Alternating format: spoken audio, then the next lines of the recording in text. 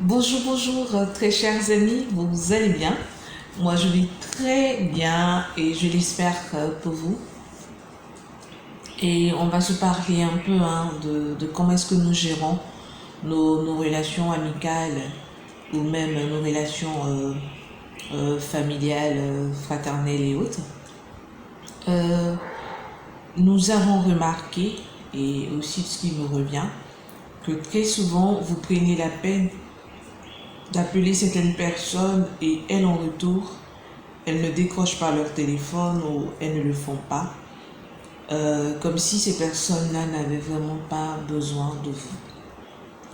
En réalité, c'est très choquant. On dira, si une personne ne te désire pas, ce n'est pas la peine de forcer. On le voit dans certaines vidéos, on nous dit, là où tu n'es pas désiré, n'y va pas. Mais la personne se trouve être ton frère, ta soeur, ou même un ami proche, enfin, tu penses que vous êtes proche, et tu appelles la personne ne décroche pas.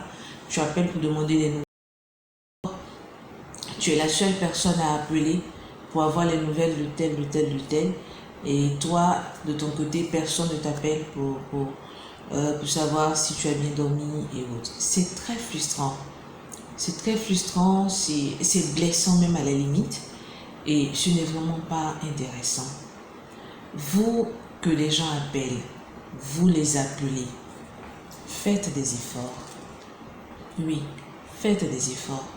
Parce que ça ne sert à rien de venir après, lorsqu'il y a un problème, de dire que de venir mettre RIP, assez de RIP sur les réseaux sociaux, de mettre à vos statuts c'était un ami, et pourtant, du vivant de cette personne-là, vous n'avez eu aucune considération pour elle.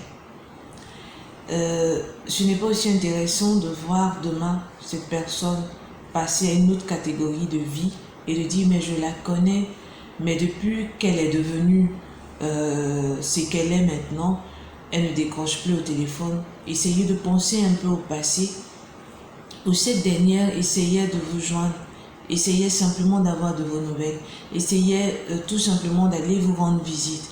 Toutes ces fois où vous l'avez rejeté, toutes ces fois où vous n'avez pas trouvé utile de décrocher à son appel parce que vous étiez trop occupé. Mais les gens qui vous appellent sont également occupés. Même si ce sont des personnes qui peut-être ne travaillent pas, elles sont occupées. Je ne parle pas de celles qui vous appellent tout le temps pour vous demander de l'argent. C'est dérangeant. Ce côté-là aussi, peut-être que je ferai une vidéo là-dessus. Parce que souvent, vous voyez des personnes, vous pensez qu'ils ont de l'argent, mais en réalité, elles n'en ont pas. On ferme la parenthèse. Mais je veux dire, ces personnes qui vous appellent pour avoir de vos nouvelles, elles ont de la considération pour vous. Et quand une personne vous considère, il va falloir qu'à votre tour, vous la considérez. On ne sait jamais. La vie est comme un ventilateur. Il y a des personnes qui vont me dire, elle tourne au fait. Les hélices la tournent.